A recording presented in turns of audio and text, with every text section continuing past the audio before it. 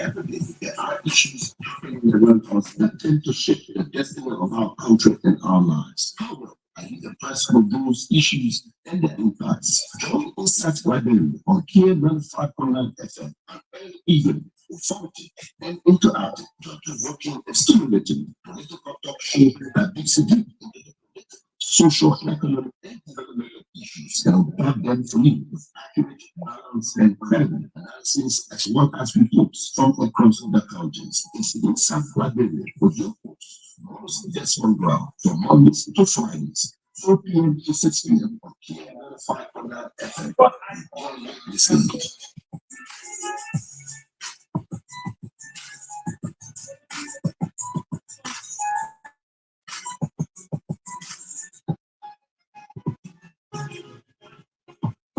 Every day there are issues happening around us that tend to shape the destiny of our culture and our lives. However, I need the price of those issues and their impacts. Join Insight Library on K95.9 FM and even informative and interactive, thought-provoking and stimulating political talk show that digs deep into the political, social, economic, and developmental issues that will back them for you with accurate, balanced, and credible analysis as well as reports from across the countries. It's the Insight Library with your host, Desmond from Mondays to Fridays, 4 p.m. to 6 p.m. on K95.9 FM. You dare not miss it.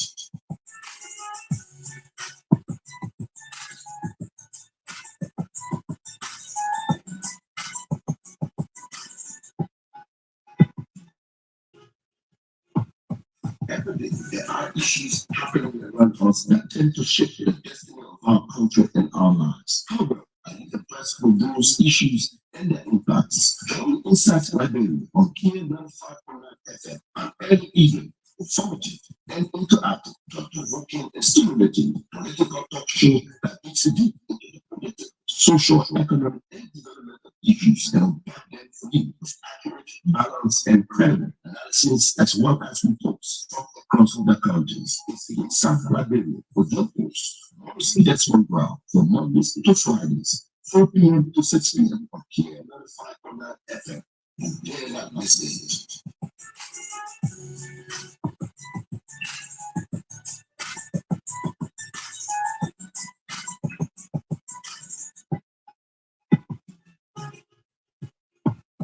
Every day there are issues around us that tend to shape the destiny of our culture and our lives. However, I need the price for those issues and their impacts. Join Insight Library on K95.9 FM and even informative and interactive, thought-provoking and stimulating political talk show that digs deep into the political, social, economic, and developmental issues that will back them for you with accurate, balanced, and credible analysis as well as reports from across the countries. It's the Insight Library with your host, Desmond from Mondays to Fridays, 4 p.m. to 6 p.m. on K95.9 FM.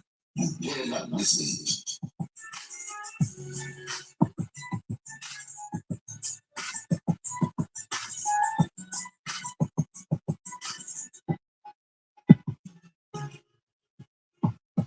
Every day there are issues happening around us that tend to shape the destiny of our culture and our lives. I need the price of those issues and their impacts. Join Insight Library on K95.9 FM and even informative and interactive, thought-provoking and stimulating political talk show that digs deep into the political, social, economic, and developmental issues that will back them for you with accurate, balanced, and credible analysis as well as reports from across the countries. It's the Insight Library with your host, Desmond from Mondays to Fridays, 4 p.m. to 6 p.m. on K95.9 FM. You dare not miss it.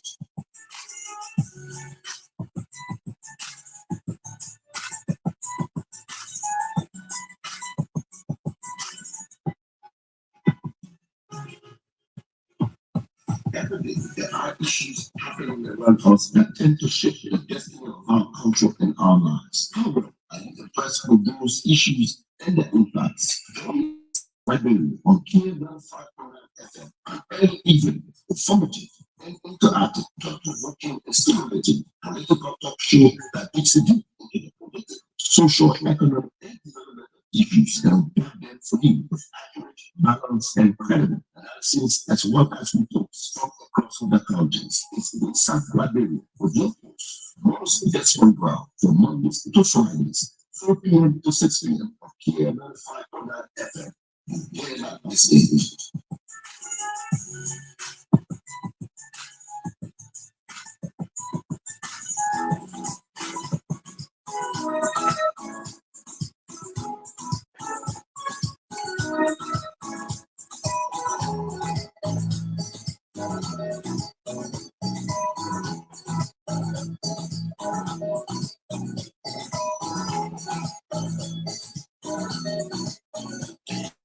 Again, it's a wonderful way to welcome you, our men and listeners across the county, Maserado, and across the country.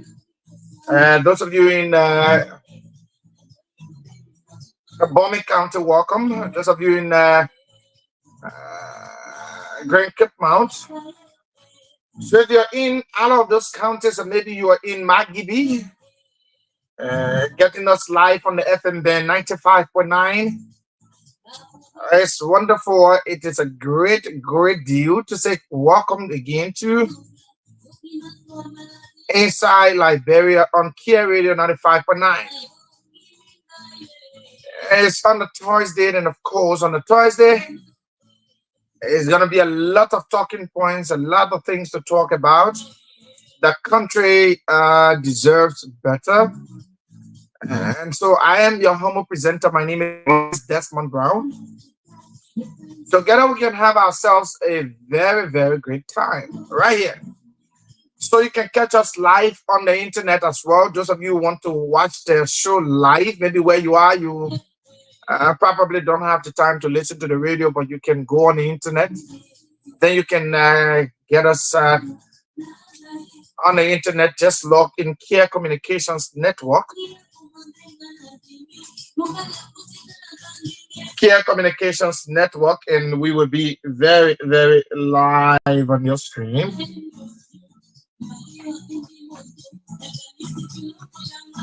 So it is a wonderful time to be here. Today is the 5th day of the month of September, and the year is 2024. And so it's wonderful. So until 6 o'clock, we will be informing you about a lot of things happening. A lot of things are happening in the country. So if you are definitely watching us via the social media, drop your comments and tell us where you're watching from. We will definitely recognize you and read out your comments. Vanessa's Junior Bar is watching us, and he's following. Thanks for following us right here. It is a wonderful privilege to be here. So welcome to the Thursday edition of the program Inside Liberia on Kia Radio 95.9. We are beaming live on our studios here in Central Monrovia, specifically on the UN Drive, opposite the BTC Barracks, adjacent the Rallytown Market, hosting the Liberia Marketing Association. We are here. Let me say good afternoon to our illustrious CEO, Mr. Christopher Kia, and his team of worker, George Sibo, Mr. Money Kitchen, the General. I love to call him the General. It's wonderful. The entire team up there, you guys are magnificent, man. You're keeping it real, making sure that the dream survive and live on. My right hand salute to all of you. It's great to be here. So we got a lot of things to talk about, but we'll talk about the Care Humanitarian Foundation, after which we will talk about the rolling issues in our country, Liberia. So those of you trying hard to find us on Facebook, just log in Care Communications Network, and you'll get us. Pretty Liberia is also watching. Say yes. Yeah, just get us. And those of you who haven't followed the page Care Communications Network, You can find us and just follow us on Care Communications Network. Definitely, you will see all of our trending videos, everything. Just whatever we drop on the social media, you will see it.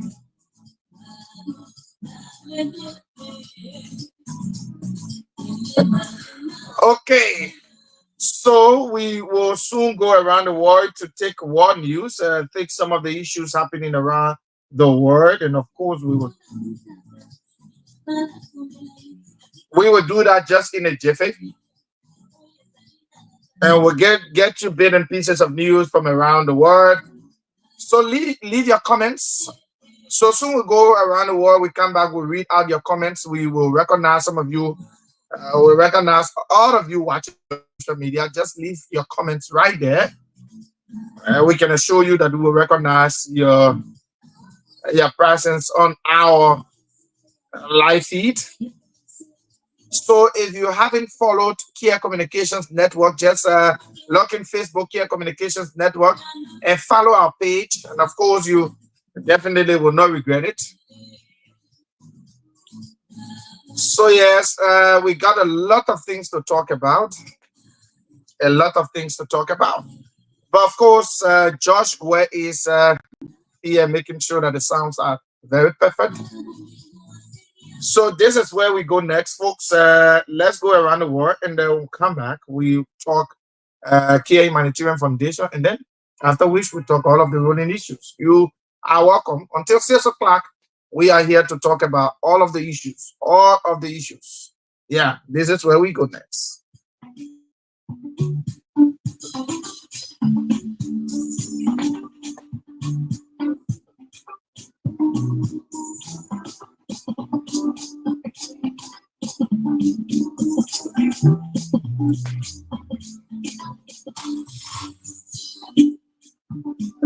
Of course, getting you bits and pieces of news from around the world. Certainly a great deal.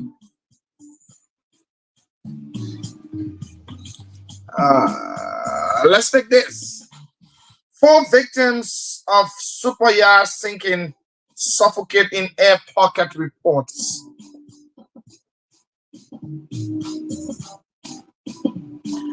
4 people who died when the Bayasin super yacht sank off the coast of Sicily last month, suffocated after oxygen depleted in a pocket of air they were trapped in. The Italian news agency ASA has reported.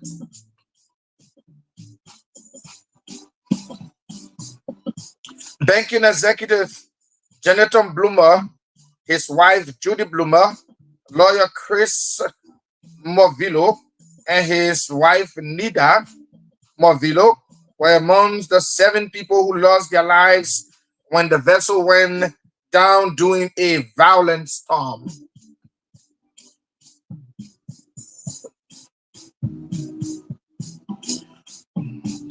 Post-mortem examinations revealed that none of them had water in their lungs, suggesting they died not drowned, according to the reports. British tech enterprise Mike Lunch, his 18-year-old daughter Hannah Lunch, and the yacht's chief Ricardo Thomas also died in the accident.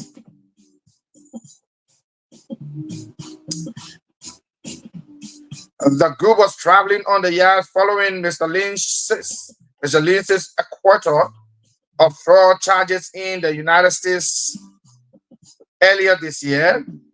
Investigators believe the cabin, the 4 were found filled with carbon dioxide, and the oxygen supply diminished, leading to their deaths. According to the Indian media, the drivers involved in recovering the bodies found the victims on the left side of the cabins and indicates that they had been trying to reach the last remaining air pocket as the vessels tilted to the right doing the sinking.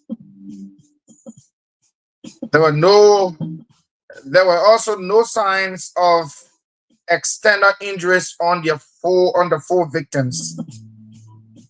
The remaining post-mortems for Mr. Lynch, his daughter Hannah, and Mr. Thomas are expected to take place over the next few days. This is so pathetic. We empathize with the bereaved family, those that lost their life on the yacht.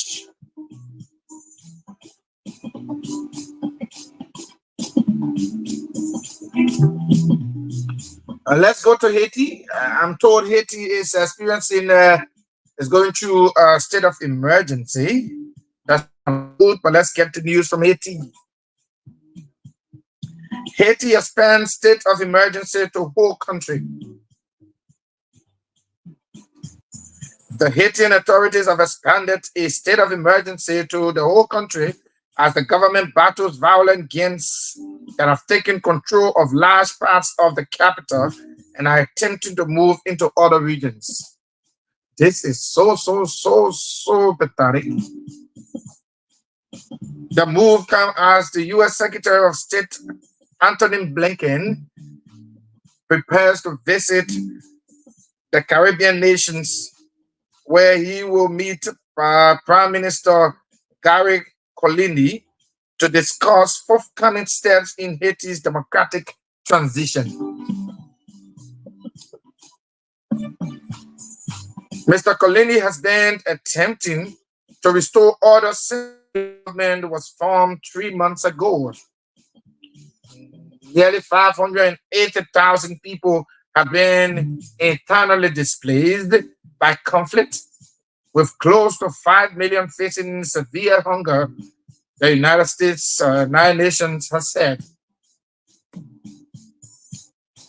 Mr. Blinken visit come as more than 1 million people remain without electricity in the capital Port-au-Prince after protesters stormed and vandalized a powerful plant.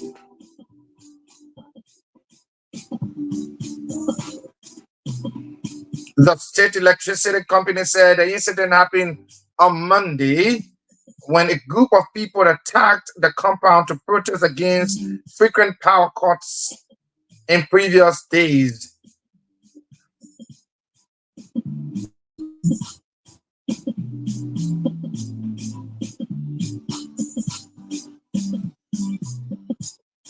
The U.S. is in the large funder of the UN-backed security mission aimed to combating gang violence. In March, armed gangs stormed Haiti's two biggest prisons, freeing about 3,700 inmates. This is so large. Wow.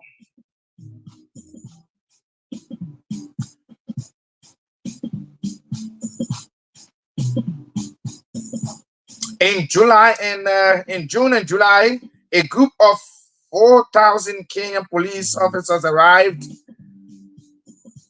in Haiti to help combat the violence, the first tranche of a UN-approved international force that will be made up of 2,500 officers from various countries. So sad from Haiti. Let's come to Africa.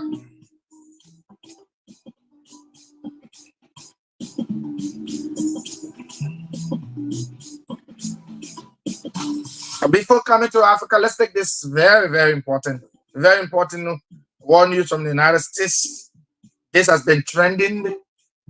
Let's take it quickly. U.S. school shooting suspect 14 questioned about threats last year.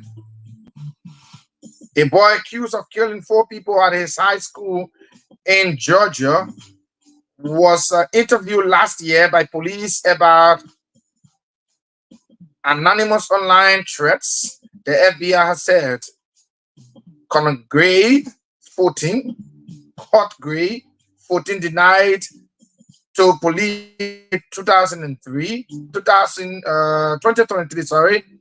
that he was behind internet posts that contain images of guns, warning of a school shooting.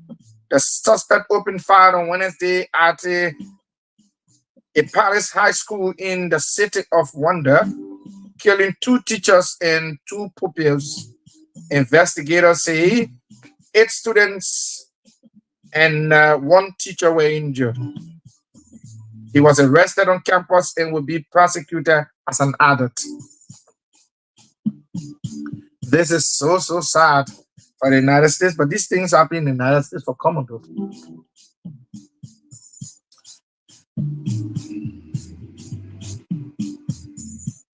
Coming to Africa, we are going to get bits and pieces of news from Africa.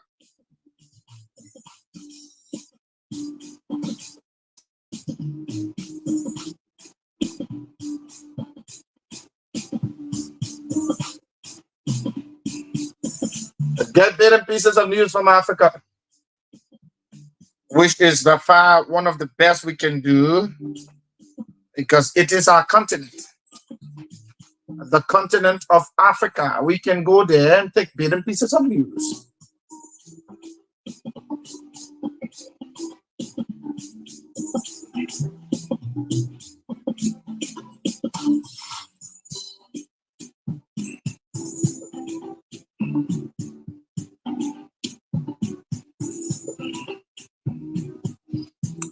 Going strictly to DRC, the Democratic Republic of Congo, the first 100,000 doses of monkeypox vaccines reached Congo. It is a fraction of what is needed. Wow. The first batch of monkeypox vaccine arrived in Congo's capital on Thursday, the country's authorities said. 3 weeks after the World Health Organization declared monkeypox outbreak in 12 African countries a global emergency, the 100,000 doses of the MVABN vaccine manufactured by the Danish company Bavira Nordic have been donated by the European Union through HERA, the bloc's agency for health emergency. Another 100,000 are expected to be delivered on Sunday, the Congolese authorities said. UNICEF is going to be in charge of the vaccination campaign in the most impacted province. Congo's health minister, Roger Komba, told reporters after the delivery of the vaccine. But it remains unclear whether the vaccination drive will begin. But about 380,000 doses of monkeypox vaccines have been promised by Western partners such as the European Union, the United States government, to curb the widespread of monkeypox in the DRC in Africa.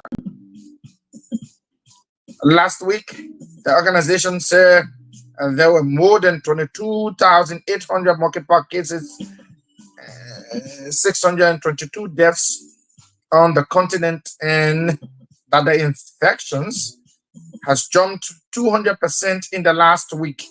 The majority of the cases in Congo where the new monkeypox variant was first detected and where mostly monkeypox infections are in children under 15. Wow, this is so bad.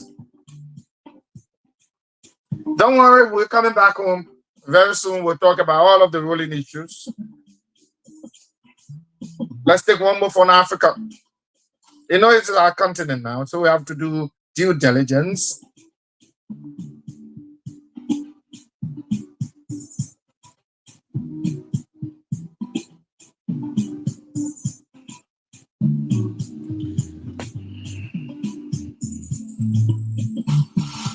So yeah, trying to get bits and pieces of news from Africa.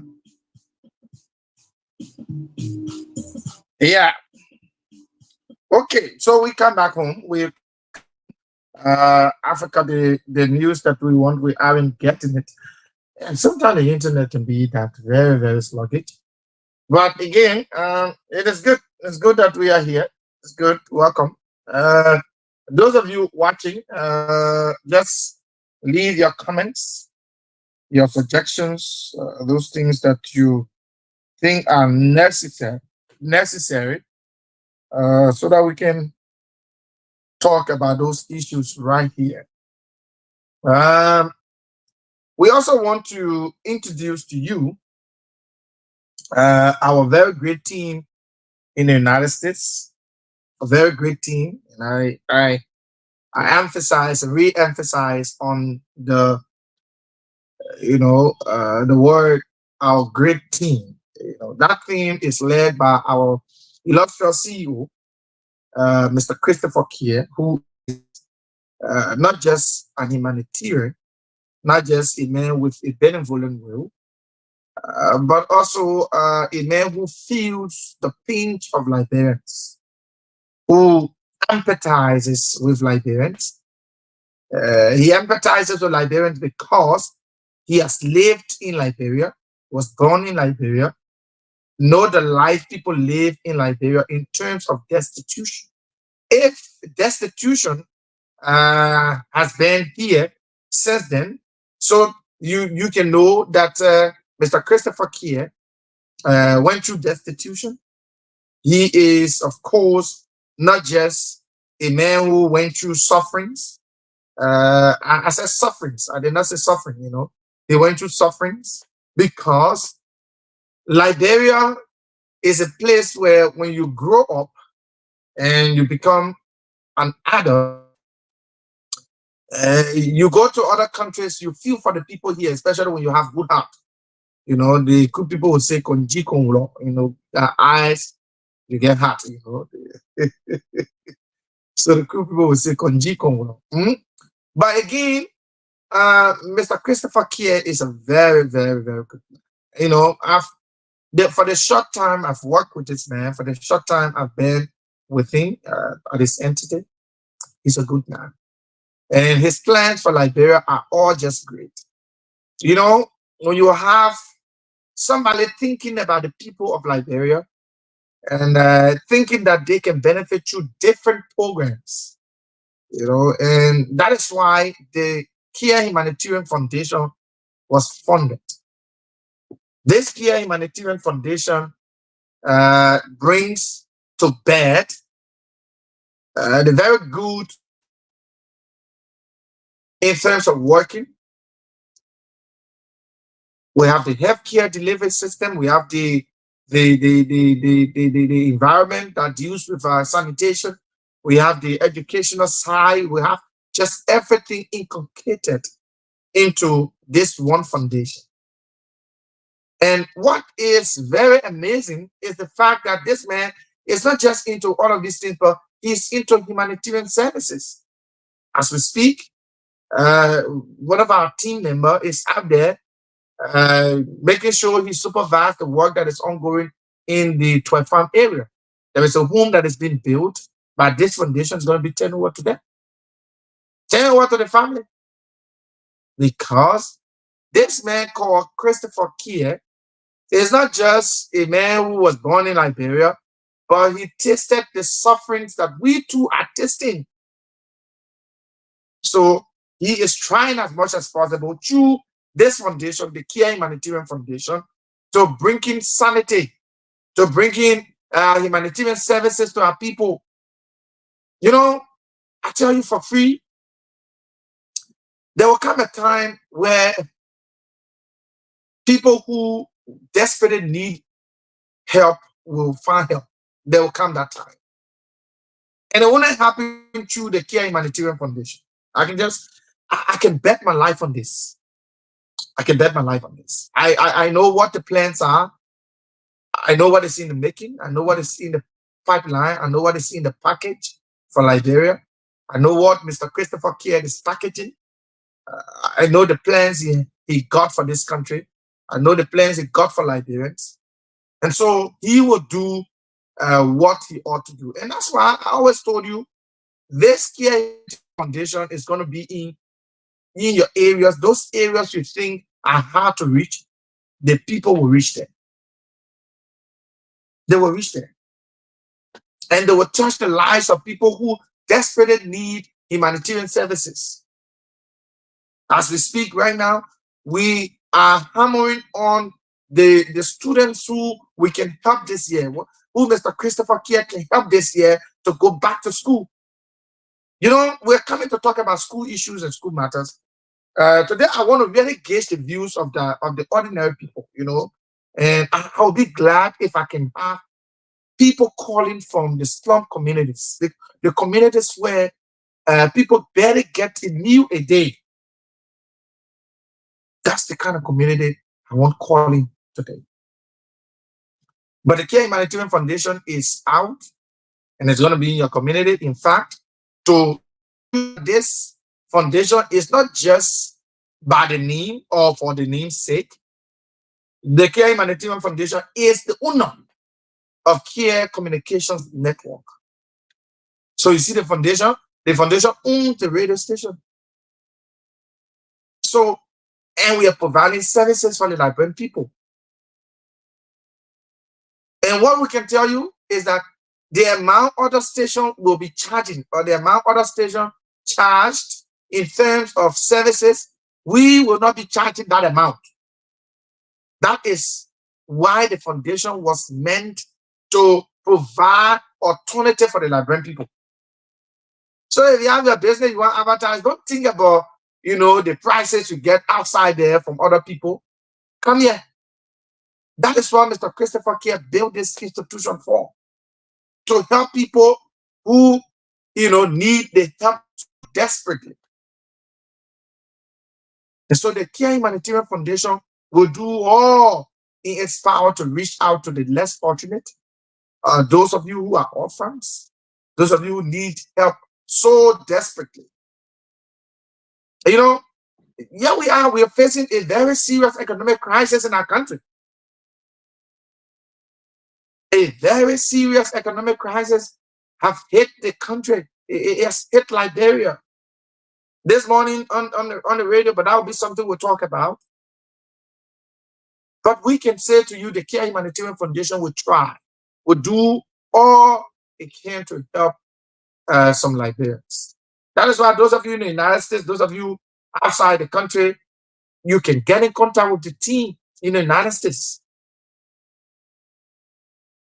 If you can provide 15, 20 bags, book bags. I mean, there are students, there are children in this town who uses plastic bag, the black plastic, the mind your business plastic. They may call it the way Liberians call it, the mind your business plastic.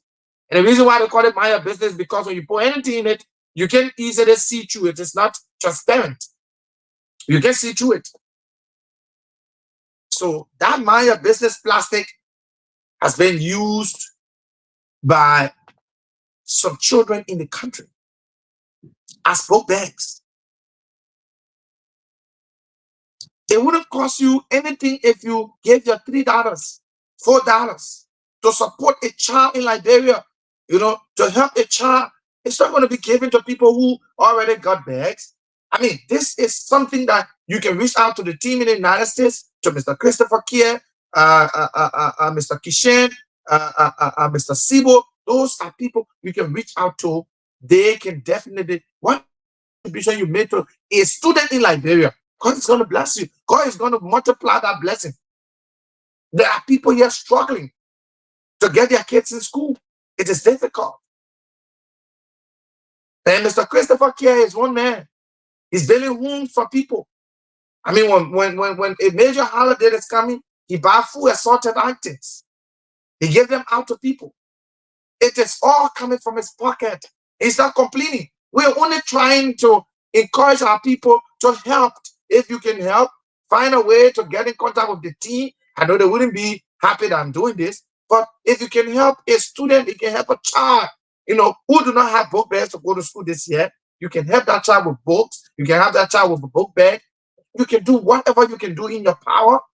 Do it. It is very necessary. It is very necessary. And it will be given to those who need it. There are too many needs of Liberians.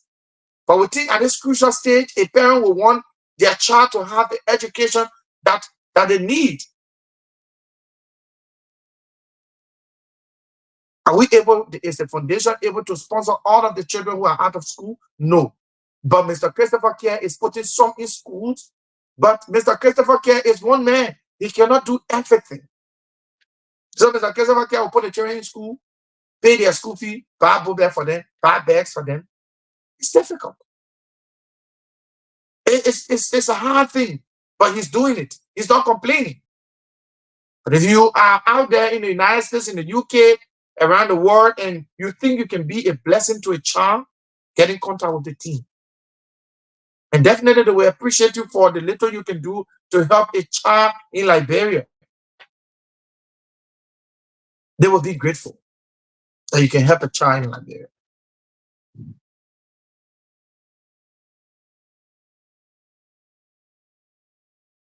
You can only do this if you have the heart like Mr. Christopher Care has. The heart this man has for Liberians is so good. He and his team, the entire team up there. These people make their little money, their own $5, $10 they're supposed to send to their families. They use them to build homes for people here. Mr. Christopher Care uses personal money from his businesses he got in the United States. He used that money to build homes for people. He used it to give food and such items to people.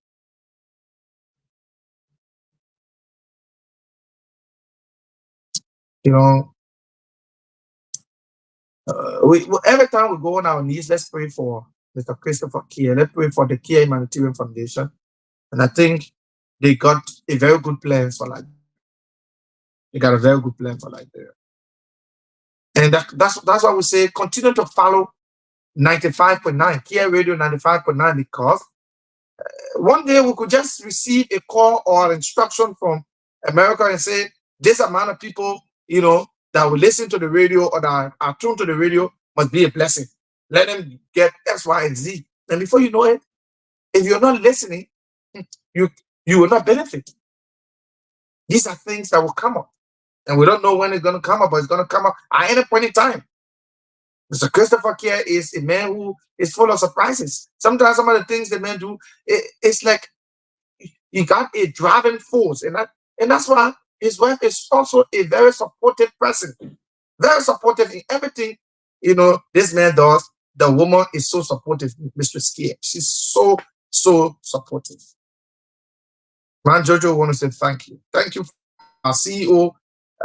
No woman who, doesn't have the heart for Liberian will allow her husband just spend their money that they work for, just spend it anyway. But he's doing it and his wife is in support. Our mother want to say thank you. You are such a blessing. You're such a blessing. So yes, keep following us, the Care Humanitarian Foundation, Care Radio 95.9. It's just, magnificent. Let's talk about some of the ruling issues. The first thing we're going to talk about is education. I'm very particular. I'm very keen on education because it is the bedrock. It is on that wheels that a country gets developed. When the human capacity, the human resource capacity of citizens of a country is not built, that country is doomed in terms of development. I want you to look at the average and look at our country. Tell me, how much educated people do you have in our country as compared to other countries you see fast progressing? And the reason why I'm telling you this is because I'm aware that education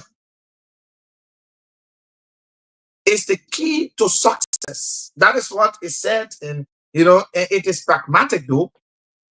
Education is the key to success. For a country to transcend, for a country to amalgamate forces in getting the economy on the wheels, it's supposed to be turning, to get the country moving at an speed, it needs educated people. Schools are about to open. You know, like I said yesterday, one of our sister station, OKFM, Mangibi correspondent, said something. He said he made rounds, went around the county, Mangibi, trying to ascertain from principals, in terms of the enrollment. I want school owners to really call us as we talk these things together. What is causing the low turnout of parents in registering their children? And this segment is still political. This one is not about politics. I know we'll talk the political issues. We'll talk about the other issues that are really, really political. We'll not shy away from it. But what is causing the low turnout? Is it that parents do not have money, or the private schools have gotten so expensive that the parents cannot afford? What is it? What is the real issue that is happening? Thanks to my brother Ansu Coleman is following us from the Economic Freedom Fighters of Liberia. Thank you so much. Asho is a member of the Economic Freedom Fighters of Liberia. My own brother Ansu Coleman from Clay District, Bomi County. I want us to discuss education. You know why I'm so keen in particular about education is because if we can have our country on the wheels, we can have our country on path, we can push our country up to the pedestal, and we can see our country moving.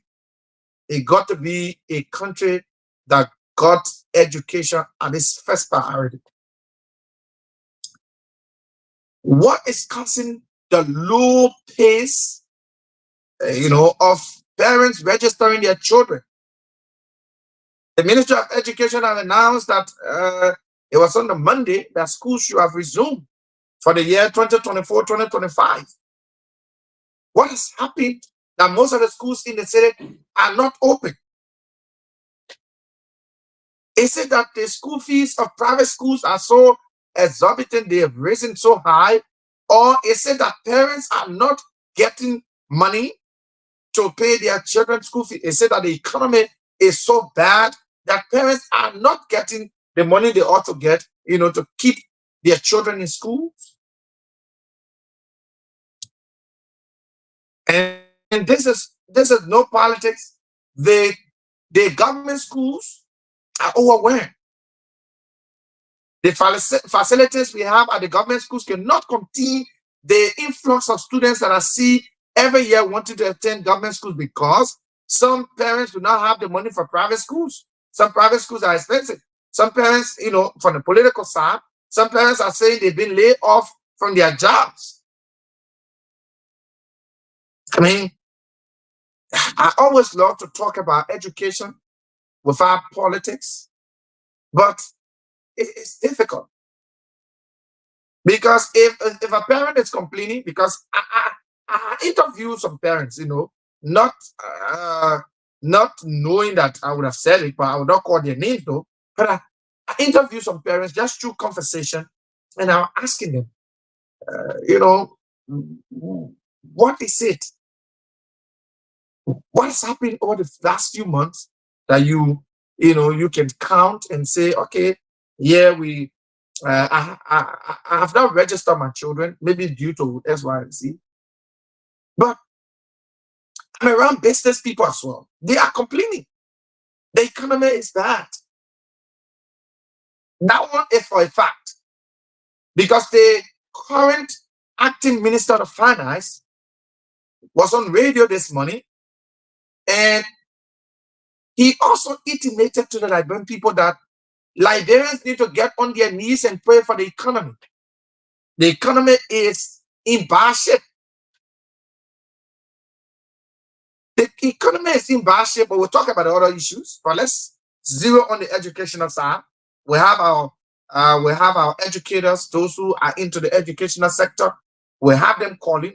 We really want them to call.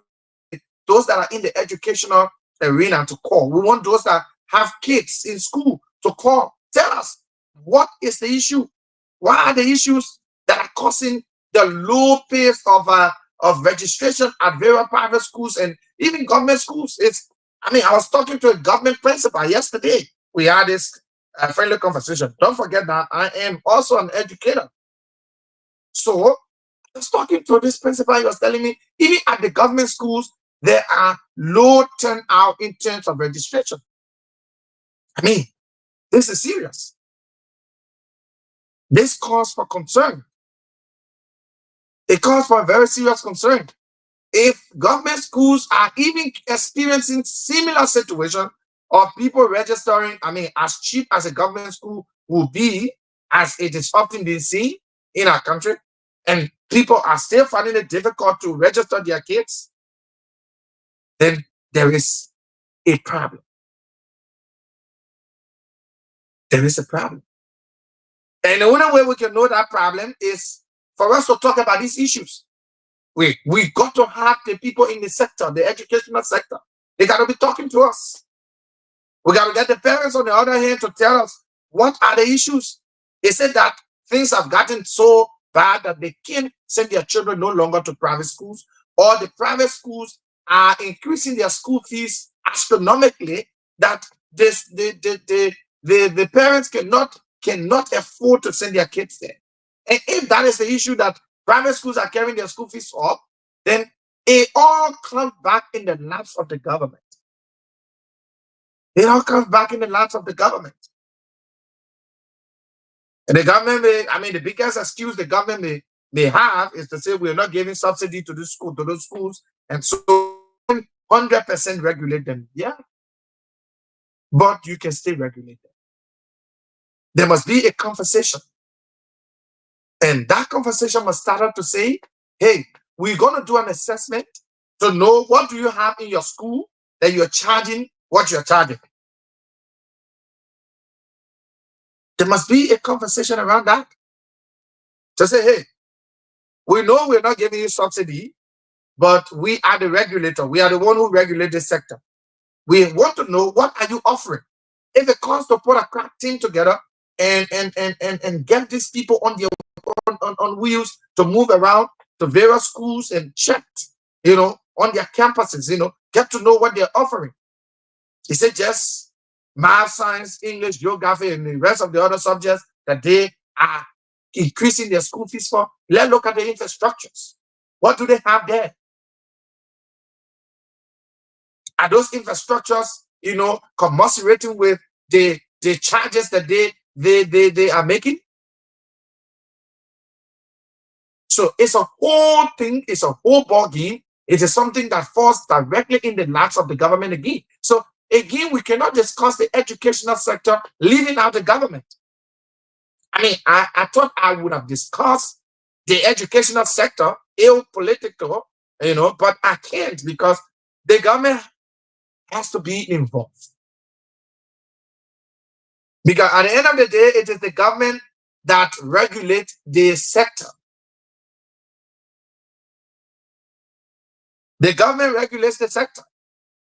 So if we can have a conversation to say, hey, listen, we must go to those various schools and ascertain from them. Somebody said they're listening. Who's this? Sam Economics Zoku is watching us. Hope I'm getting the name rightly. So if we can have a team to start to verify and ask the hard questions. Hey, let's know what you're offering on your campus. Is it just the normal math, science, Bauer, English grammar, and whatever? Is it just that? But if you are offering computer science, you're doing other electives, you're adding extracurricular activities, you're doing some vocational education, and you are adding up the school fees, it makes sense. I am saying it from the both sides. I'm saying just if it is because there are increment in school fees in private institutions, The government must be sitting and be thinking, because what should happen is that the government should always have a fallback position.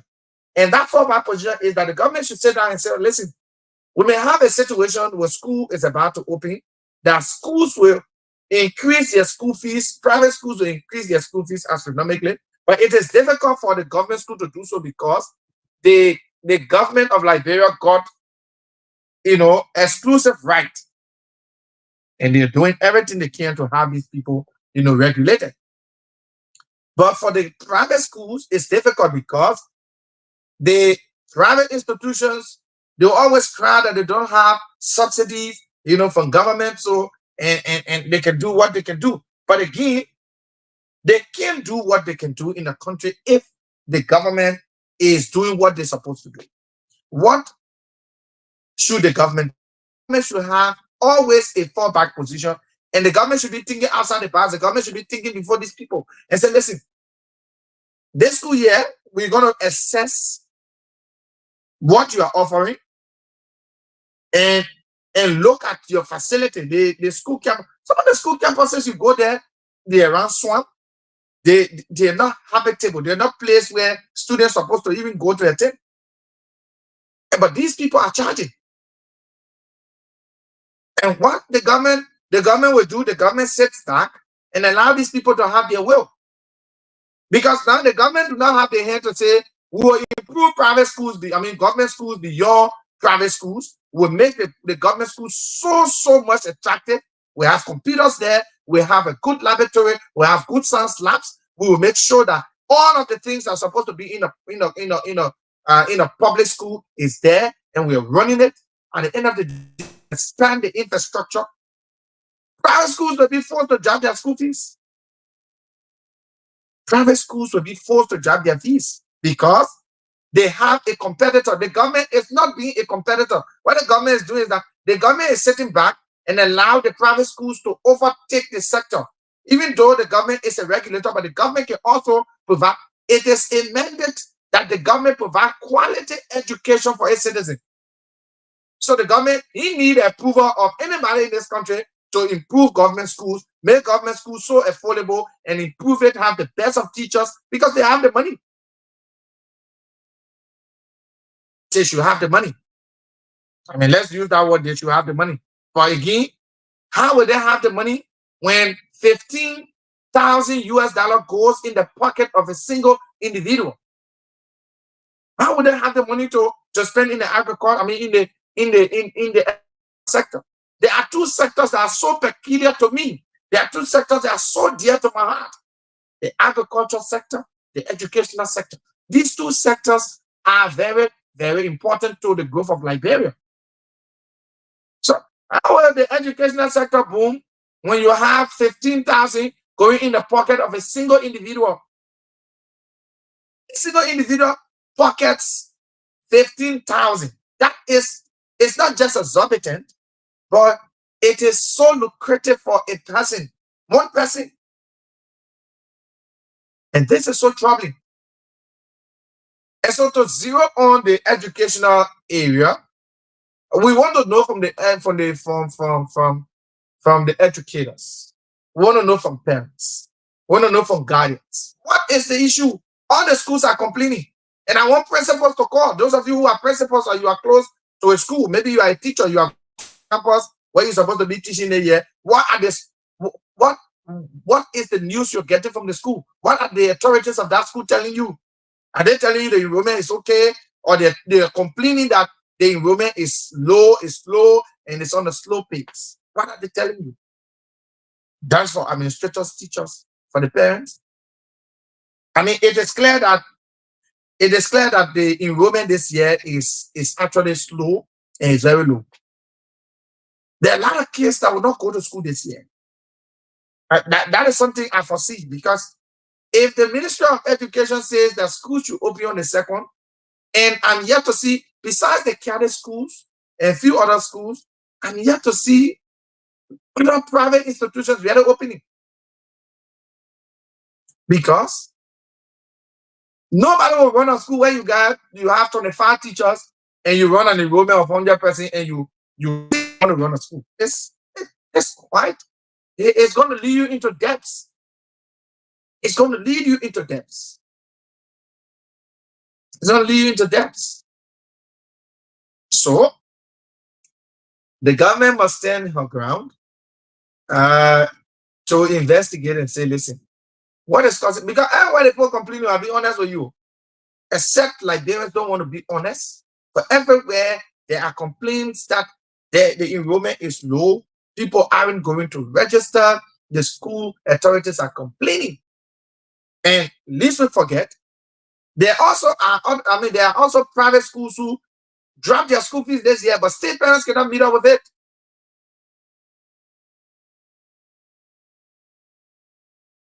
So we just needed to see this so that we all can know exactly what we are into. We will have a time where we'll open the line to listen to the parents, listen to the teachers, listen to the administrators. What is causing this year? But me, I know politically, parents, some people are complaining that the economy is bad. And like I said to you, the current acting minister of finance said, people should pray for the country. The economy is bad. The economy is going down.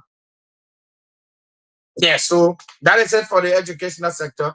The people who are in the sector will call, will ask that they give us feedback. That's the feedback we want. Some of these things will inform the government on what next to do. If you speak, we'll open the lines when we're done with some of the conversations we're having. Now let's go to the real political side. I'm told that there is a confirmational hearing on the finance designate, Augustine P. Gaffwan, that is currently ongoing at the Senate. We hope that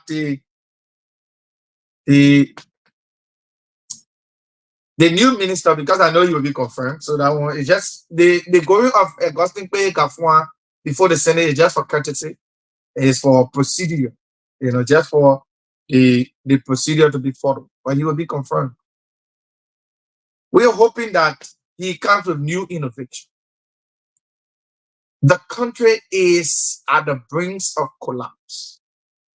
The country is at the brink of collapse. Why do I say so, folks? When the current finance minister can tell Liberians that, hey, listen, you must pray for the country's economy is going down. Yes, Liberians should pray for the country. Nobody should pray for the downfall of a particular government. I always told you that. When you pray for the government to fail, you yourself, you will fail as a person. Because if the country gets bad, who feels the pinch? The government officials will still take their pay home. They will still take 15,000. They will still take 20,000. They will still take their money home. Their family will eat. That you and I, who's struggling to do for the first meal a day, that we don't want will suffer. How many of you can afford buying scratch card for $220 Liberian dollars to pour on your food? How many of us can afford that? I should not say how many of you. How many of us can afford doing that? We can afford to do it. We can afford to do it. But guess what? They will have scratch cards. They will have gasoline to move around. They will pay their cooks. They will eat. In fact, their generators will have gas. So don't pray for this government to fail. I always told you, you can be the biggest opposition. You can be an opposition, who are so bitter about the country or bitter about this government. Do not pray for the government to fail. That one, I will say it every day. Do not pray for any government. It's not about this government. Even when CDC was in power, we used to say to the opposition, then the Unity Party, do not pray for the government to fail, because when the government fails, everybody in the country will suffer. With the exception of those that are in, because if the government fails, the government will still get money to do recurrent expenditure too. The only thing government will not be developing when there are challenges in the economy. The government will be paying the workers. You didn't know old people, they will not owe people. The only thing they will say, listen, we've reached a stage where we can continue to build the skyscraper we're building to the place. We reach a stage where we can build roads, but to do two things. Either we lay some people off We had to send some people home to cut down the government spending, but they will not cut their own salaries. It's going to be just impossible. It's just going to be impossible. So they will not cut down salaries. They will not cut their salaries down. No, they won't. They will either send the poor suffering man who's making $200 or $150. They will send you home. You sit at home while they take the BB money. So don't pray for the government to fail. We used to tell the United Party, don't pray for CDC to fail, because if CDC fails, the country fails. If CDC as a government will fail, the country will fail automatically. So do not pray for it. But the United Party then said the best way they would have played their politics is to make sure that everything the CDC does must be critiqued. Everything the CDC must be looked at. Everything the CDC was doing, they must criticize it. Today, criticism is unique to government. It's unique to governance. And when people are criticizing you, it necessarily don't mean that they hate you. It's because they want you to do the right thing. They want you to do the right thing. And so if the country's finance minister, who sits at the helm of our financial institutions, who sits at the table to cut the cake, is saying, pray for the country, it should be a wake-up call for all of us. And not just for the government. The government may have our own, but we as Liberians will have a very, very pivotal role to play. We have a very pivotal role to play. Again, the government must wake up and do the needful. Forget about responding to all the talk that will be around the country, because people will complain, people will talk. The opposition will always be opposition. Don't be distracted by what they do or say. And after all, you did similar thing when you were in opposition, or you even did maybe more or even worse than what the CDC is doing. But guess what? There was a leadership style and leadership trait that I saw in George Weah. And I must say this, it may be of no strong feelings to anybody. George Weah is a leader, and I'll tell you why I say so. When he took over in 2018, there were several big protests in the country. Several big protests that took place. You had the Bring Our Money Back campaign. You have the campaign of the We Are Step Down campaign that was led by talk show host Henry Costa. You have too many different, protests that happened in the country. But the president was building those community rules, right? He was not deterred. He was not looking at those protests that were happening.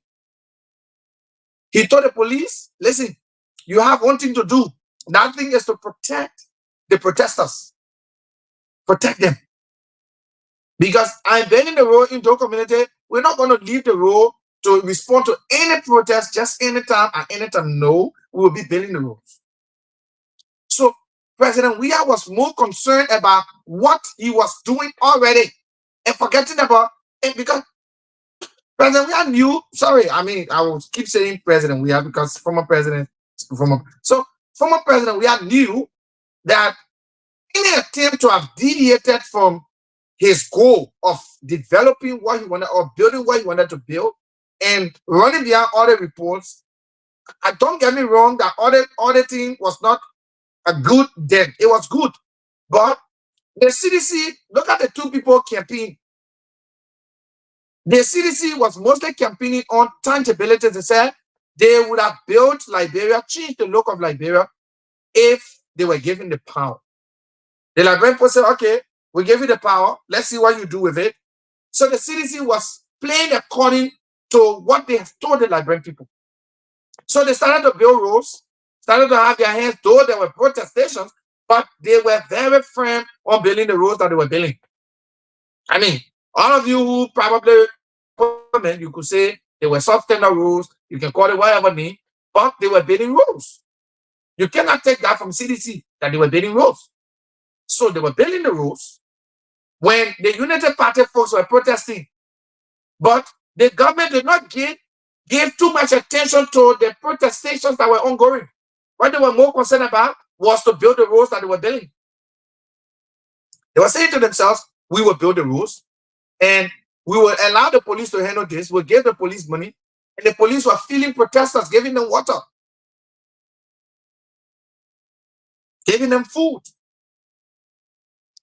And I think it reached a stage that the United Party knew that they could not win the CDC on that one because they thought that protesting would have caused the government to become outrageous, go after them, and chaos, break up in the country. And it would have also distracted the government from what they were already doing. So the government too had a fallback position and said, listen, we'll not go after these people, we'll go after them. It will be like we are fighting war. The country will be destabilized, the country will be noisy. We cannot do development in a chaotic state. So what can we do? Let's leave them, let them do what they're doing, let's give them food, let's give them water, let's do what we want to do and keep building the smaller roads that we're building, the feeder roads we're building, let's keep building them. That's how the CDC operated. But the United Party is quite different. The United Party is wanting prosecution for people. They want to run into this. They want to run into that. I'm not saying prosecution is bad. Don't get me wrong. It is good to prosecute people for their wrongdoing. If people mismanage the state's resources, they must be prosecuted. But one would think that the government would start on a footing to say, listen, we have made a promise not to allow car to get stuck in the first 100 days of our government. What can we do to leverage on this so that Liberian people can have that trust and believability in us? So we must firstly get to work and start to do the roads. So the government used 22 million naira. You can see the roads that they have successfully completed. That is 100% pliable. All of the roads have issues. And I knew that statement from the United Party then was not sincere because the United Party was making that statement when we were in dry season. They were seeing the roads condition and they knew that they would have done some intervention once we stay in the dry season. Entering rainy season, our roads get very deplorable. There are some places, there are some spots that are even bad. Don't get me wrong, the government made some very significant intervention on most of the roads. But I can't not still getting stuck after the 100 days. Cars are still getting stuck after the 100 days. So the United Party cannot say that statement that was made, that car will not get stuck in the 100 days of our governance structure. It only meant for 100 days. No. They were saying even after 100 days, there will still be pliable roads in the country. Are there pliable roads? Yes. There are some roads that are pliable, and there are some roads that are very terrible. There are some roads that are very terrible. The roads in the southeast are no-go zone. I know in Lofa County, some people who travel there say there's still some good spots on the road, and there are some very, very terrible spots on the road as well. So the government needed to be sincere to say, okay, listen, we made a statement during the elections, but we see now that the realities on ground are far different from what we saw when we made this statement. So listen, we are going to fix the rules, but it's not going to be a quick fix solution because the rules that we have inherited are rules that probably are terrible, and we have to take time to get this rule fixed. But to put the Liberian people on the impression that you would have fixed rules and no car will get stuck in the mud in the 100 days of your governance, that was actually misleading. And the reason why you see most people are so putting the government on track is because the government came as immaculate, as a government that was immaculate.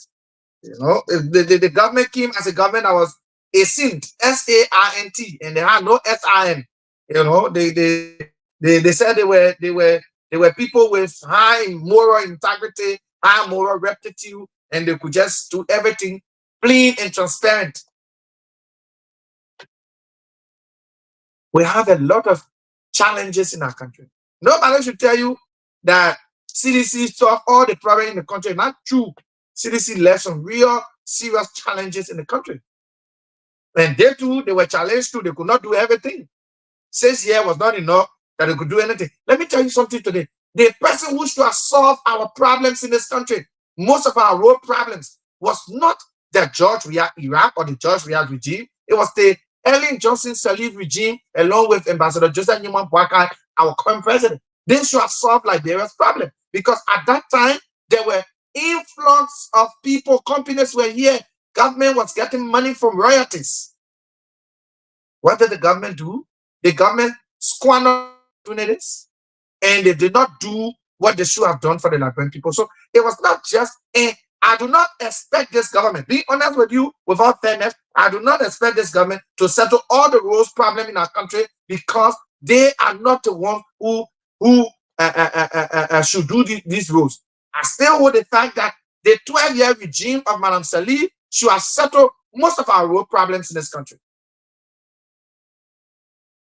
But the fact that those roads problems were not addressed, but the Unity Party regime, led by Madam Sirleaf, I am very cognizant that the road problems in our country cannot be settled even in 6 years or even 12 years to come. And be honest with you, until we reach a stage where our government officials can cut down spending on themselves and tilt that money, redirect the funds that they are cutting from their salaries, we will still have the issues that we're having. You can choose the government you like, you can bring another government, in as much we are paying the costs of these people, we're giving them money to run their generators at their homes. This is extravagant. This is extravagant. We can't continue to do that as a country, but we go to America, we go to these forums and we beg for money. We will have money in our country city, and people listen, the people in America, they're not different from us. The only difference between these people and us is because the way we think and the way we do things. The way we do things. The American people do not do their thing the way we do our own. They cut down on wastages. They cut down on funny spending. Imagine, I was reading something, the lawmakers, all of them, they got new cars. Guess what? When this group of people leaving, when they're leaving power, they take all the cars along with them. When we get new lawmakers, we got to procure new cars for them. What are we doing as a country? I can understand the thinking of Liberians. And when the country to change, when this group of people leaving power, once they are not elected, they go in, all the cars leave with them. The new lawmakers that come in, we got to buy them cars. What is that? And we still want this country to improve. We want the government to play magic. The government cannot play magic. The only thing the government needs to do is what I'm saying. If the government can cut down on the wastages, and some of the wastages in government is the fact that somebody will take $15,000 as a pay check to his home. Man, 15,000. That is so exorbitant. It is very, very extravagant. It's wasting government's money. Why should one man take 15,000? Then you have a CSA boss who isn't checking what is happening at other places and how they can leverage on it. He is dismissing people who make it 250, 200, and 150. That is the real hurting part of the whole scenario that we see in Liberia.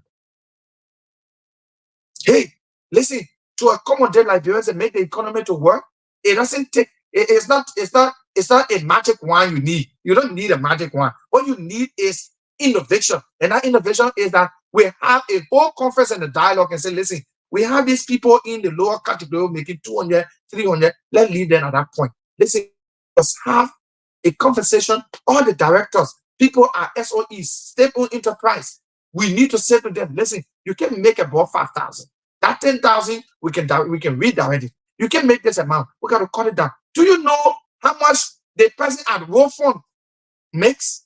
The head of Road Fund, do you know how much that person makes? Do you know the head of Maritime, how much that person make as a take-home salary? And somebody said, you do not what the commissioners at LTA make? 15,000, some of them. And we say we want the country to change. Liberia will not change if we don't change our mindset and the way we do things in this country. The real wastage is in government. It's not with these poor people who are in the ministry and agency. When you go to information ministry, you're cutting down people salary, you're cutting down the workforce there. You go to the other ministry, you just dismissing people randomly from government. You think that will solve the problem we are in? No, it cannot solve the problem. What will solve the problem we're in is for the government officials who are taking all the waglock, the plenty of money, for them to sit down at the table and say, for Mama Liberia's sake, for the development of this country, we'll cut down our salary and this money be used to do this. Most of the people got their private cars. Why they can't use their cars? We gotta be buying cars for them, and when they leave, all of them take the cars along with them. It's like Care Communication gave me car, right? And I'm using the car, and then when I'm going there, I take the car and carry it. No, when I'm leaving Care Communication Network, the car they gave me, I must turn it over. The next man that coming must use it. It's not my personal property. Government property has become a personal property to people. People take property like it is their own now. Or you get Josiah Joker running behind people who making 200, 300, taking them off their jobs. So you asking why is the country like this and people are registering their children? The political side is that when you send people home and they don't have, well, I think I told you the other day, every one average Liberian that is working in this country got 10% that feeding on that small salary that they're making. So if you send the man home, 10% more already close. 10 children will not go to school. Time that normal time, the number of persons you already put down since the inception of this government. And you're still looking for why the country is like this. The country is like this because the decisions we made are so poor decisions. Go see, you know, when I'm talking 18 sometimes somebody you can tell, go see ministries and agencies, see the water, the budget for water. Water, what people drink. We're supposed to be buying water again for minister for wedding. Oh man, the country. They make a guy a salary, the man want to drink water, he want to buy his own water. So why are we paying this man? So when they're paying these people to get rich at the expense of the poor, suffering masses, is that what we want? Is that the kind of system we want to build? A system where Liberians will live in destitution and a few people in the elite class will make exorbitant money and they just enjoy themselves and their family? Is that the kind of Liberia we want to build?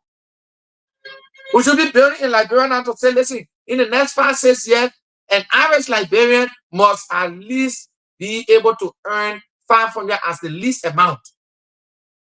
And the kind of country we're supposed to be building, we're not building that country. We're making few rich and keeping the rest of the people down poverty line. They cannot even find a cup of Lipton tea to drink. Cup of Lipton tea. And it is not a problem with just this government. It is not just the problem with this government. It is systemic. It is a problem that has happened over the years. This is Liberia's problem. We cannot fix our own problem. We go to people begging them.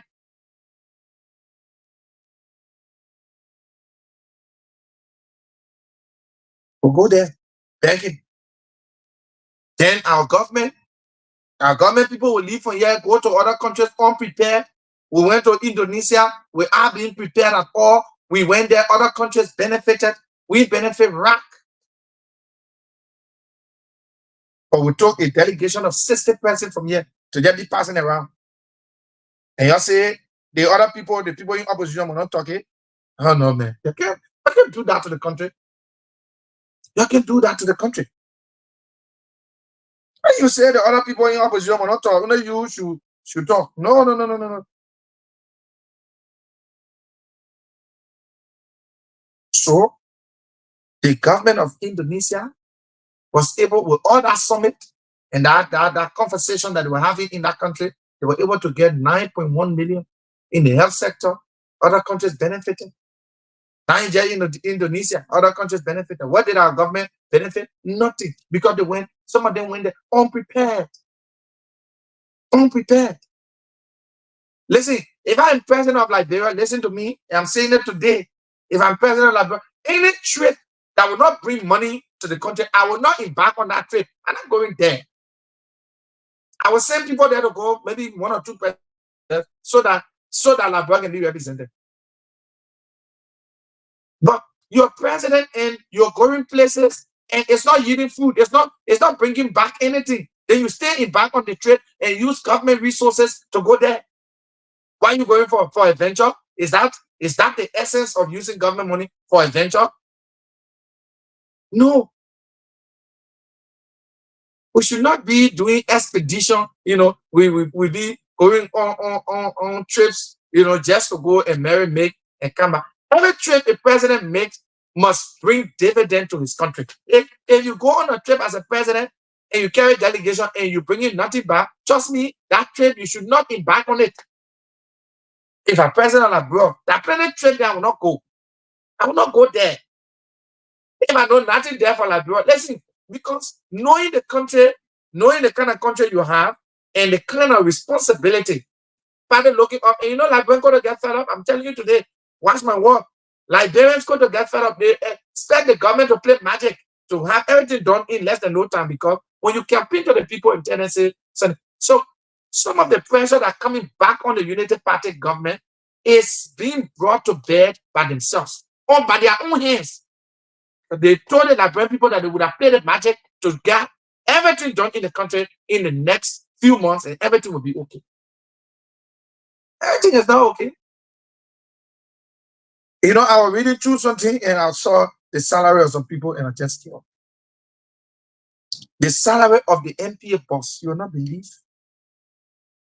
You will not believe it. The MPA boss salary is this. The monthly salary, the salary is at $7,861. Costing $2,500.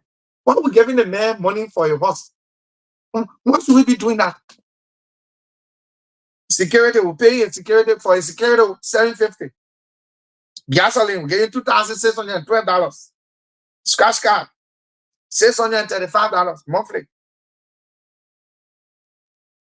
Both fee, we're getting, because normally the head of that entity might be the secretary of the board. So he goes there, he gets the board fee, he gets $5,400 per quarter. Every 3 months. Every 3 months he get that $5,400. Annually he gets around $21,000. If you do the math, if you're taking $5,000, so annually the man takes around $21,600. $500 for attending board meeting, which is 4 times in a year. You get $2,000. $900 for an emergency board sitting. Imagine all of those things. Then getting a vehicle costing over $60,000.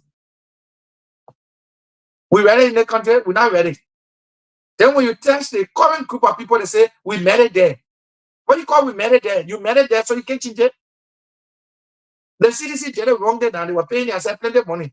Because I know that something the CDC did that even caused them to leave from power today. That harmonization, where they cut their salaries. They cut the people's salary, cut their salaries down. I know ministers were making $7,500. Cut all that money down. It came down to 5,000 or 6,000 or 4,000. But they did something. So when you made it there now, even though they agree, they didn't do anything, they cut nothing, they cut their salary. But you campaign on a matter of changing everything that you came to rescue the Liberian people that they were drowning. So what should you have done? Not to say we made it there, to say, listen, we made it in there, but And I want to say thanks to the president for getting involved. The president released a statement and say SOEs, the state-owned enterprise, all the places then the maritime, the LTA, the all the places they say they will come back to look at all the salaries to keep it at a particular level. Yes, that should be done. That should be done. Patrick Horner of all people should be saying we made it there. No. Say we made it there, but we are cutting it. We are cutting it. It can be we made it there. No. We gotta cut it down. We made it there, so we must cut it down. That is why I should give you more reason why you should cut it down, because you made it there. And your government is different. You're running the government where you say you want to sit, and we sitting here, the government, they are telling the same thing. And it is not just to say these things repeatedly or to say, but the government did not. If our the president, Kula Fofana is suspended, because you can't tell me Liberians are living in the kind of abject poverty and they're struggling to even get a meal a day.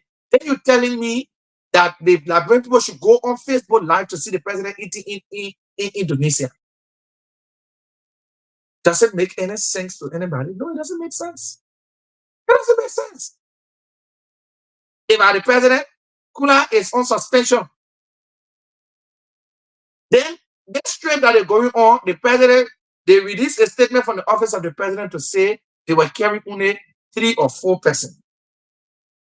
Guess what? The actual listing that came up told over 60 persons are on the trip. Why should you carry of 60 persons? To do what? To do what in Indonesia? To do what in China? That the president could not just go with few persons, to China. Because then we knew that we're not getting nothing from Indonesia because we went there. We didn't get anything there. We should have come back and said, listen, all the whole group that went to Indonesia, we didn't get anything there. I'm not going to take the group with me to China. Y'all please go right back. I'm taking a small number of persons to China to the summit to FOCA. And FOCA again, China is promising over under $100 billion investment in Africa. We hope that Liberia can be captured. We hope that Liberia can be captured. And I'm sure I know the president will find a way to get, the country captured in all of these developmental plans that China has. It's saddening. We're in trouble right now, CRSG. The people that are providing current from Ivory Coast to us, they say we must pay $5 million for now to know when. If we don't pay, the whole country will be dark. Thank God for Mr. Christopher Kier. What we have here, even LEC go, we are still pretty seated. We are tight.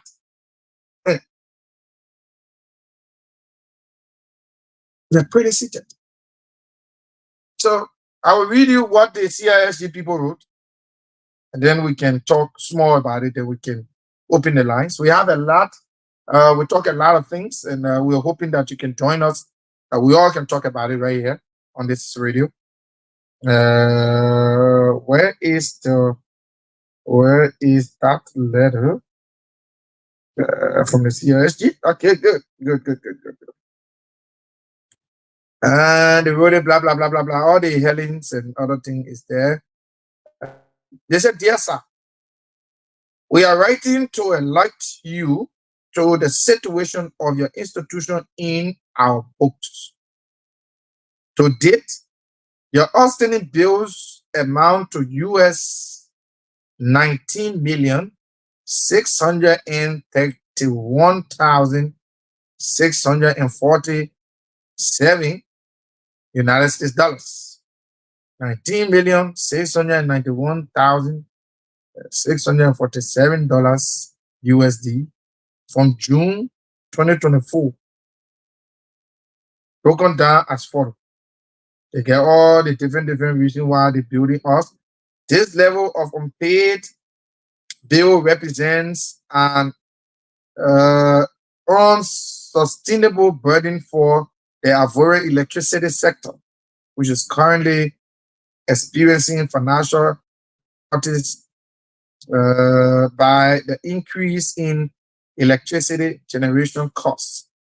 Furthermore, please note that during our last collection visit in February 2024, you informed us of a new clearance plan with a view to reducing the level of unpaid bills. To date, this plan has not been complied with, as no payment has been made since the start of the period covered by the plan.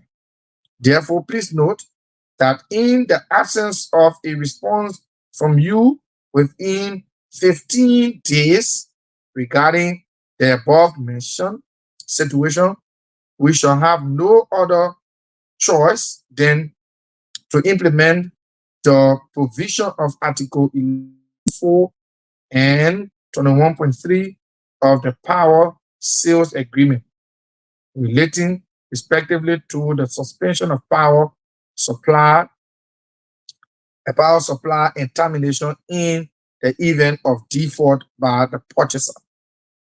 Wish you a good receipt of this letter and count on the genuine collaboration. Yours and blah blah blah. The people need that. Good. It's problem for our country. Now, this letter also was not even written diplomatically. That is the one thing that I have. So why would our government sit down and allow people to write the government in the manner and fashion that they are varying government or they are varying electricity corporation or whatever they are, write our government in this manner, in this kind of demeaning manner to you owe us and you don't want to pay. Say you keep may promise no, you can pay. That is the rationale behind the whole letter. That's why it's saying they say you can't hear, you may promise no, you told us say you will pay so and so, so and so, by this time you pay. And you now won't pay. So say you won't pay, we'll give you 15 days. You not pay, we'll cut in the line, we'll not give you current. What should our government? And then we're getting news that the government is traveling with 60 persons. This is not good for the country. We're only electricity bill up to 19 million. 19 million naira. It may seem big, but it's small money. If we can cut down the wasteful spending we're doing in government, we can settle all the things. America will not be there respecting all the same thing I was just talking that will come back to. All the disrespect coming from America and other countries is because the way we do things. The way we do things. The way we do things. And so it is demeaning, and I hope the government can run into this to settle it. Just the communication alone is not a communication that we need to. It is terrible. The communication itself that was written, no diplomatic, where is the diplomatic noise or nuances that's supposed to be enshrined in this communication? Nothing as such. No courtesy to our government. The government will take that as an insult from the Ivorian government. I'll be honest with you, there will not politics inside. To say, the government, it's not about whether you elect the government or not, but this letter is insulting. This thing I see is very insulting. You can tell, oh, you owe it all and this, that. And even if like bro owes Ivory right? Like bro owes Ivory some money or income, but you write this kind of demeaning letter to our government? Must you write this kind of demeaning letter to our government? No, you should not. You should not. You should not. So, folks, we will do it like that. You have your own say on some of the issues at hand. We talk about the educational side, and we think you have some comments. That's why we want to engage. We want to gauge the views of the teachers, administrators, parents. Tell us what is causing all these things about you now registering your children. School administrators are complaining. There's a low turnout in terms of registration. Everything is just the way it is. Let's take your calls on the following numbers. Our WhatsApp number is pinned right on the screen. Those of you who want to call us via WhatsApp is right there. Those of you who want to call us locally, you can call us on 0772 75958. Again, 0772-758958. The Lone Star number is 0886-393184. Again, 0886-393184 is the Lone Star number. The orange number is 0772-758958. Our lines are already blinking. Let's take first caller. Good afternoon. Good afternoon. Let's hear you. Well, John Kilbert is calling from the FARC community. Good afternoon to your audience. Let's hear you, my dear brother. Into your analysis. The analysis 100% apart.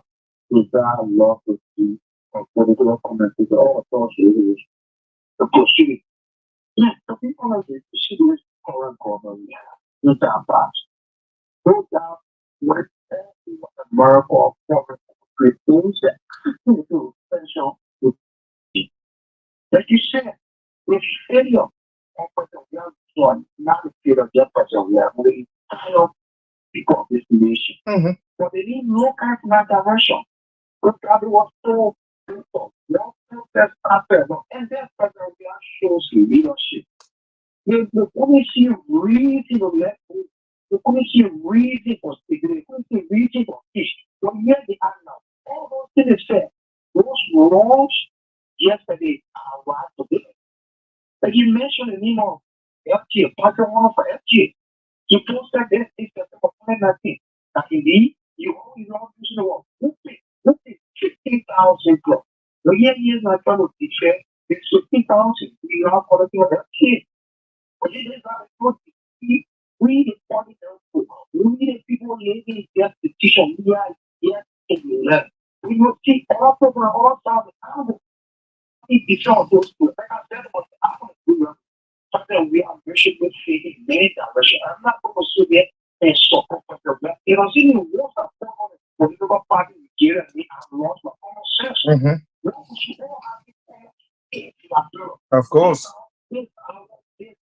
All should cherish. Tomorrow, individual, we go first again, those that is not no more. If you are to even beat them, they won't look at their hands will shake their head. After you go to the room, they look like after to say you are for a long time. After you preach it, me to bring the garage. So I tell people in the nation, all we have is our political party environment. If so, for the great wrong is doing the wrong, we should be more many law. Also, the cause and say to the faces of those people that be willing just to see that part. When you start to support the political party, the generation to come. Because the decision we made today in the future, our channel living, we start pressing and seeing what's wrong and what also what's wrong, and they're not speaking again for the political party. Yet, indeed, you are. What is your vision there? Do they know you? We just want to know, Lord, they're going to 15 hours start the with the word for. Can they solve your problem? What if they improve level there? You see those guys moving car one test of 50,000. You still on photo. So the question I'm going to ask myself, Mama, was I born to be a person? Absolutely no. I was step on the stage, all people hear me. Okay. You can't only the first thing for your age, Ari, and since you're not to our age, my brother, you're not a small year. My brother, they are those last to be. Thank you. Let's go back to the line. Person, good evening. Welcome. Good evening. Welcome. Yeah, but you're about to do Let's hear you, Mr. Cool. Yeah. Thank you, but now you want go ahead and make your comment. Go ahead and make your comment, please.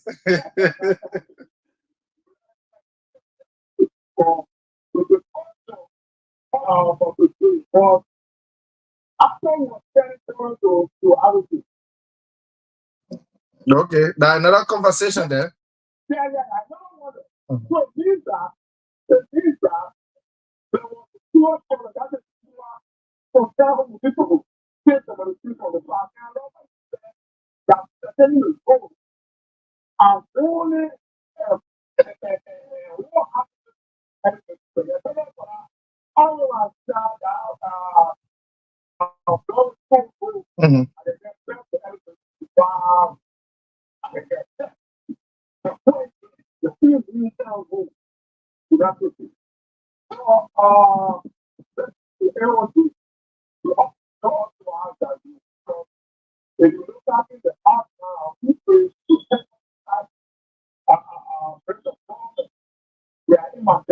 Mhm. Mhm.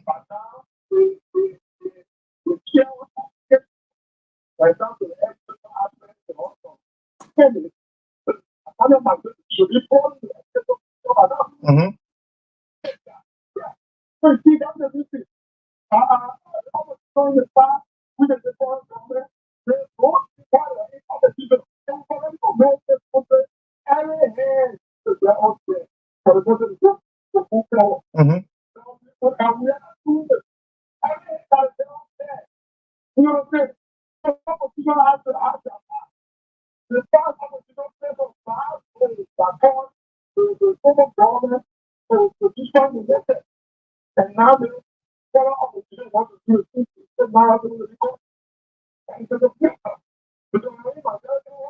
Mhm. Thank you so much, Mr. Jeremiah Cole, for your participation. We can take more of your calls, and let me announce the numbers again: 0772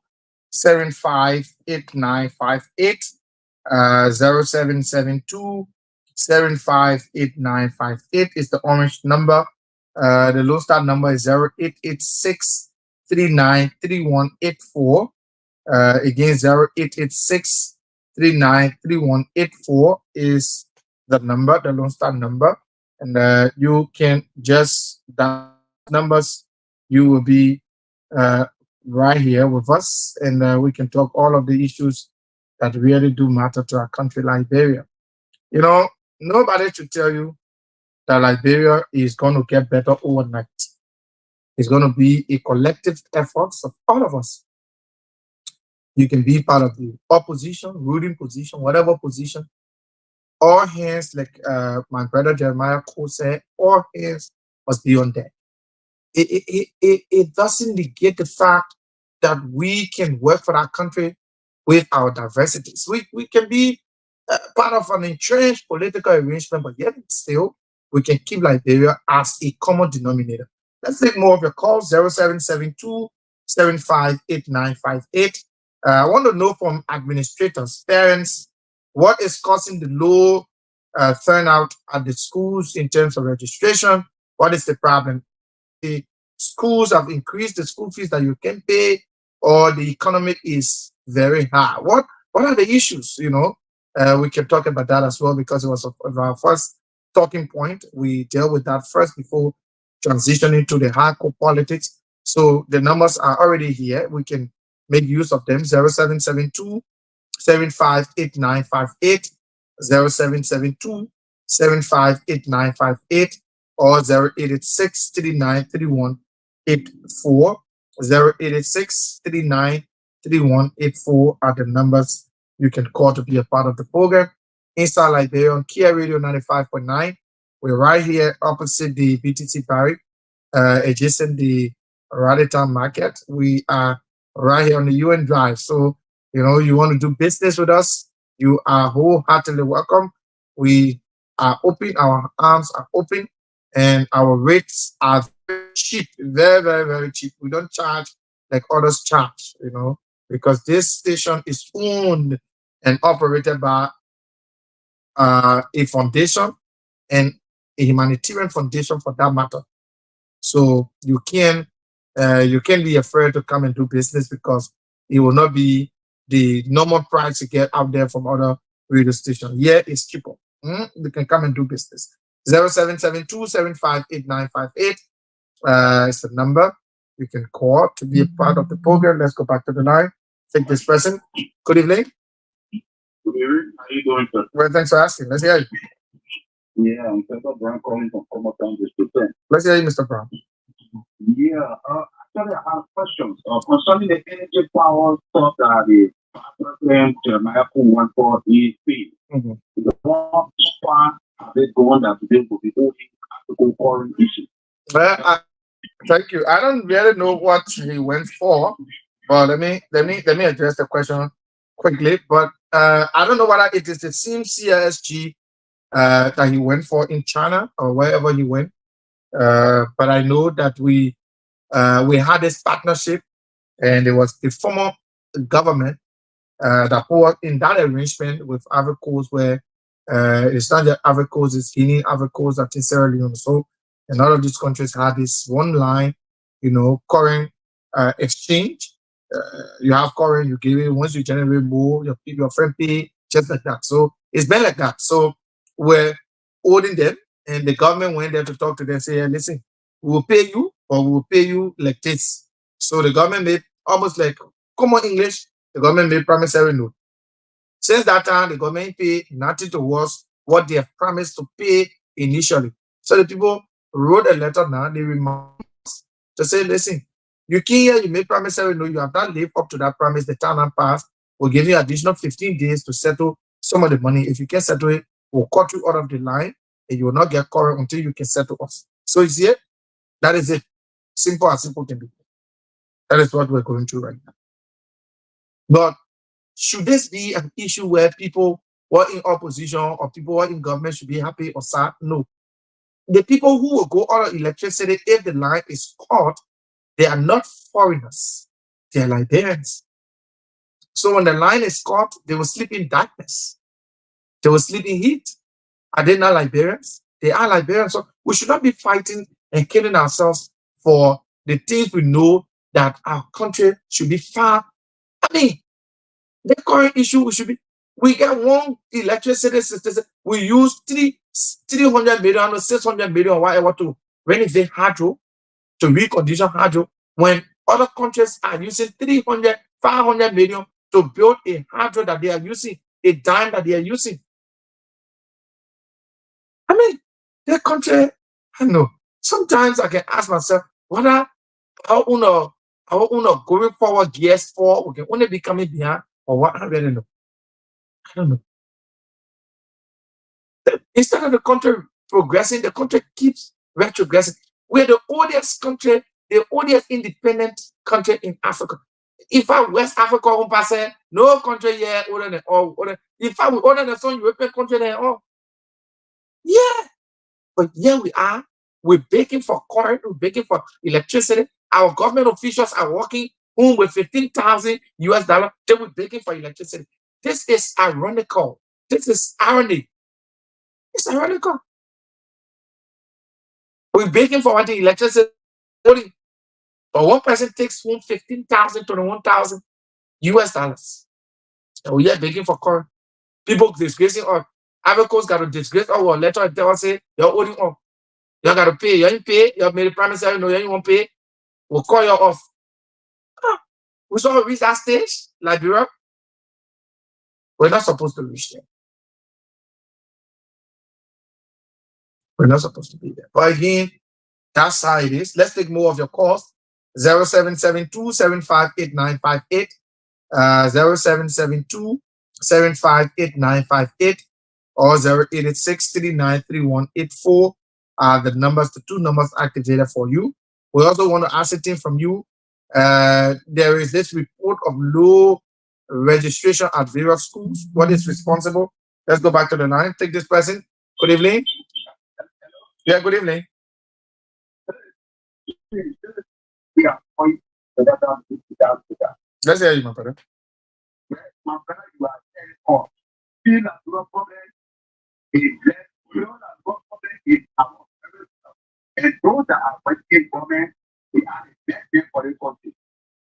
If that was the other one, not yesterday, today, if they can show the can come on, those are the government. You see how that abroad is going? Eh? Mhm. Every time you have the government is this, the government is that. So today, just come out this government. Hey, there. So all the something that happened yesterday. Hello? Yeah, yeah. Go ahead. Go ahead. You're loud and clear. One time you said, "That's not happening now." It's taking you get it. And you're going to buy money. While I'm working. Look at yesterday, I listened to Professor Joseph Dorbeck in the country. It's great. It's a two great children. Then you take a parent, I don't know, 4 to 10 years. And the second, it's every day. Umbrella. No, where is that way? When they put it down, they must talk, they say, that's not way. They put it up, and coming. They say 2 years, they say 2 years. What I got, what them working this thing, so every government I will come, they will set you the point. They will set you consistent thing. Every government, they see things go on. Every government, they see things go on. So where are we getting? I'm not doing yesterday. Now, because all the time, this is going on. All the videos is there. When they say that, when they not talk, they say, we're going for my son, then go talk. So that, you don't have to watch the yesterday, I matter to today. So, my brother, la productivity, there is always, I always say, and I'm coming and I get it. All of that, is doing stuff. When you are going to my baby, or I'm going to baby, I can't wait to baby. When it comes over, I get no money, so they are mad, I can't go out without 1 kilo, I'm not without 1 kilo. So that's what I mean, in the body. When I use again 1 kilo, you then have to come inside, they didn't know what they so wait, for bring to the function. So I don't know, that's what's going to be going. That's the way I have to my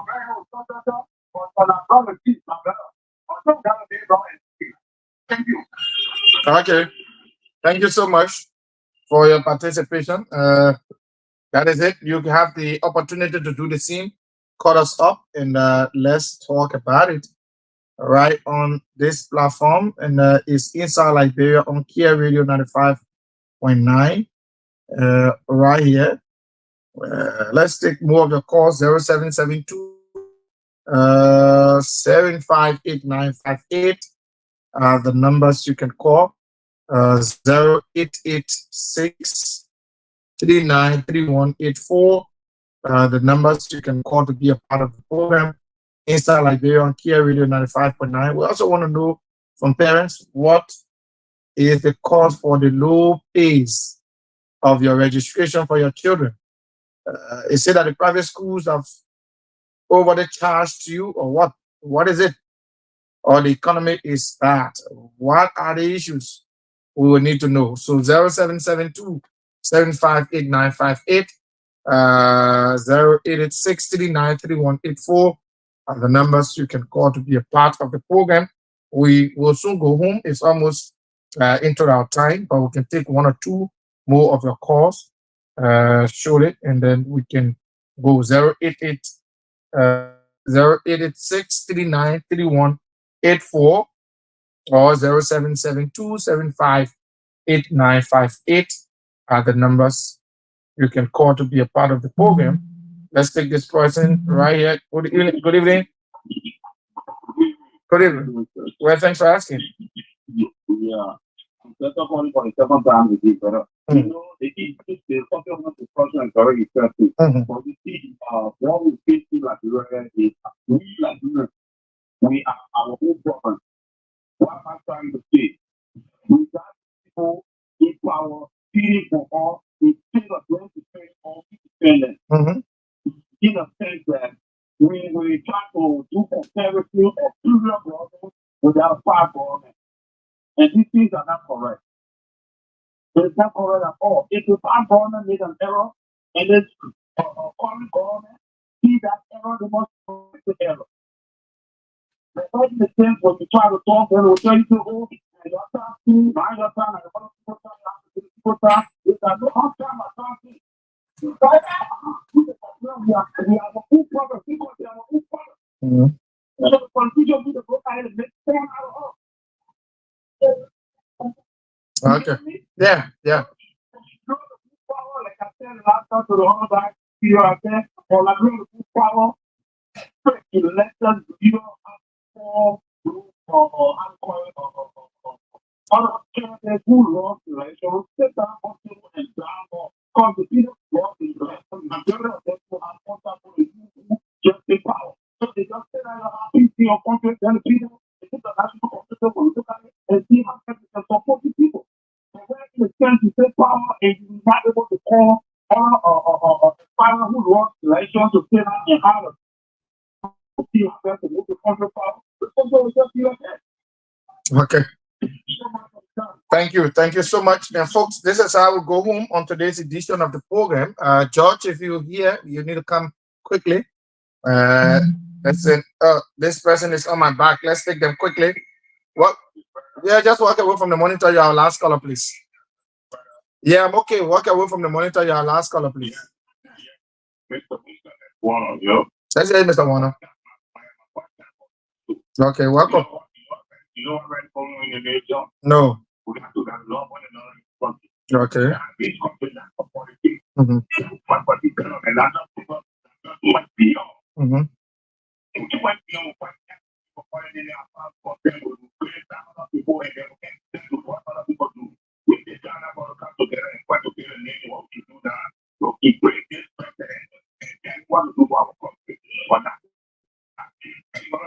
Yeah. Okay, thank you so much.